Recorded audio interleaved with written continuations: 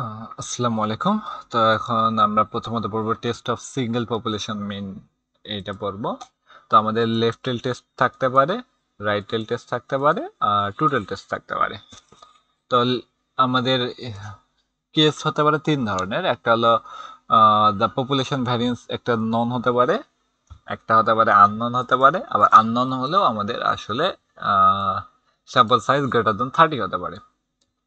তো এখন সব ক্ষেত্রে আসলে স্ট্যাটিস্টিকটা সেম, শুধুমাত্র যদি আমাদের দেওয়া থাকে ভ্যারিয়েন্সটা, তাহলে এটা আমরা সিগমা ইউজ করব, আর না দেওয়া থাকলে এস ইউজ করব। এতটুকুই পার্থক্য। আর আরেকটা পার্থক্য হলো যে এটা আসলে যদি দেওয়া থাকে তাহলে এটা নর্মাল ফলো করবে, মানে স্ট্যান্ডার্ড নর্মাল। যদি দেওয়া না থাকে তাহলে মানে টি ফলো করবে।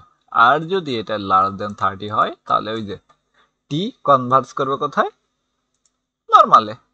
সিম্পল হিসাব, তো ওটা নর্মাল ফলো করবে।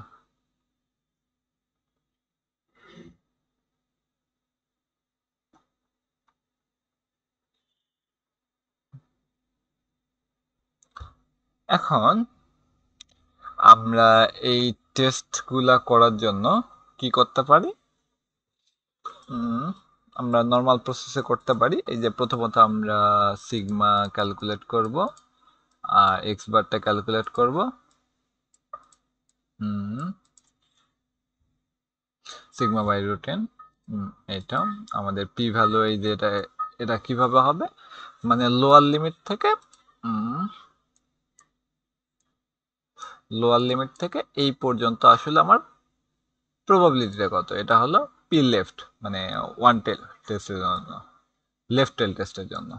আর রাইট টেল টেস্টের জন্য আমরা কি করব, এইটুকু আমাদের লাগবে, তার মানে এই যে এই পর্যন্ত সিডিএফ আমরা ক্যালকুলেট করে ওয়ান থেকে বাদ দিব, তার মানে এইটুকু আমরা পাবো। আর টু টেল টেস্টের জন্য আসলে এইটুকু এবং এইটুকু আমরা যোগ করব, যেহেতু দুইটা সমান, তাহলে আমরা এইটুকু যদি আমরা নেই অ্যাবসোলুট ভ্যালু নিয়ে আর সাথে 2 গুণ করি, তাহলে আমরা এটা প্রবাবিলিটি পাবো, পি ভ্যালুটা পাবো আর কি।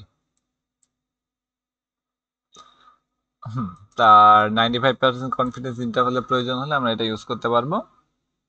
এটা আমরা জানি, এটা আসলে জেড টেবুলেটেড ভ্যালুটা বের করে। এটা কোয়ান্টাইল বা কোয়ার্টাইল এগুলা ভ্যালু বের করার জন্য আর কি। এরপর রেজাল্টগুলোকে আমরা প্রিন্ট করতে পারবো। এখন এই কাজটা আমরা লাইব্রেরি ইউজ করে করতে পারি। লাইব্রেরিটা হলো বিএসডিএ। তো আমরা এই যে লাইব্রেরি ইনস্টল করার পর ইউজ করলাম, তো এখানে আমাদের ওয়ান স্যাম্পল জেড টেস্ট বলতেছে যে অল্টারনেটিভ হাইপোথিসিস ইউজ করা হয়েছে কি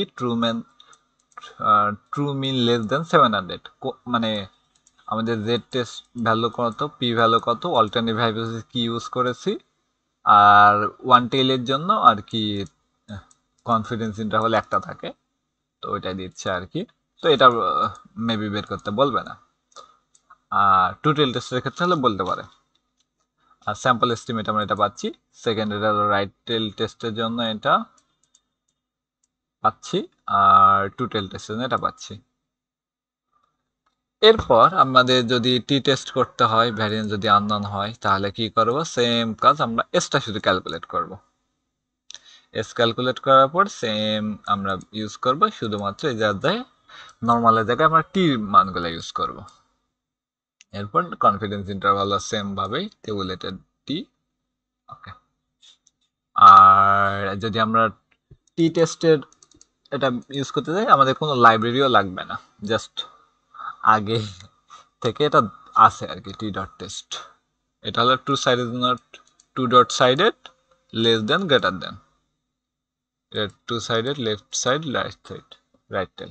আর কনফিডেন্স লেভেল আমরা এখানে বলতে পারি কত কনফিডেন্স লেভেল, উপরেরটাতেও কি ছিল, এখানে সরাসরি ছিল না, এখানে আমরা মেবি এখানে ইউজ করতে পারবো টি টেস্ট, এটা জেড ডট টেস্ট আমাদের লাইব্রেরি ইনস্টল করা আছে, সুতরাং বের করতে পারবো।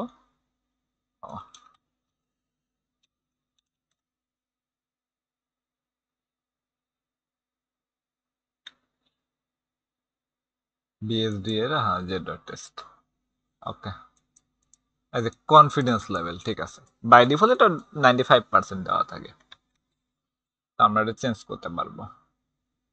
আর যদি ভ্যারিয়েন্স আননোন হয়। ও ঠিক আছে, এটা তো করলাম। এরপর যদি আমাদের কেস থ্রি, যেমন যদি আমাদের স্যাম্পল সাইজ গ্রেটার দেন 30 হয়, এখন 35 স্যাম্পল মিন আমাদের দেওয়া আছে, না দেওয়া থাকলে ক্যালকুলেট করতে হবে। আর স্যাম্পল স্ট্যান্ডার্ড ডেভিয়েশন ধরে নিলাম 55। তো এইটা যদি আমরা টেস্ট করতে যাই, তো সেম কাজ আগের মতো করব, আর জেডের সাথে আমরা টেস্ট করব। এটা আমরা ওই লাইব্রেরি ইউজ করে করতে পারবো। আর এখানে এমওই নেওয়া আছে, এমওই কিছু না, ওই যে আমরা প্লাস মাইনাস যেটা করতেছিলাম আর কি, ওইটুকু। যাই হোক, থ্যাংক ইউ।